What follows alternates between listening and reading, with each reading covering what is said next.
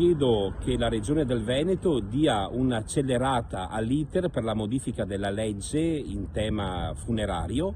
A firma di Rizzotto e Dolfin, agosto del 2023 è stata presentata una modifica di legge e quindi dare la possibilità ai proprietari di animali di poter essere sepolti insieme agli animali d'affezione.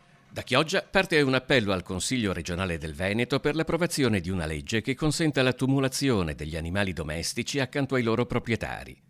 Provvedimenti in tal senso sono già stati approvati dai consigli regionali di Liguria, Lombardia e Abruzzo. Credo vada ricordato che il sottoscritto, insieme al mio gruppo, già nell'estate del 2023 abbiamo presentato un progetto di legge in materia di cimiteri e tumulazione per animali d'affezione. Lo stesso partito del sindaco di Chioggia, Mauro Armelao, ovvero la Lega, insieme alla maggioranza di destra, tengono la mia legge ferma in regione e non la portano avanti, nonostante va ricordato che abbia trovato l'approvazione ad unanimità della CAL, la Conferenza per le Autonomie Locali. Questa legge è ancora ferma lì. Dunque le proposte sono addirittura due e sono anche state presentate lo stesso giorno, il 28 agosto 2023, un anno e mezzo fa.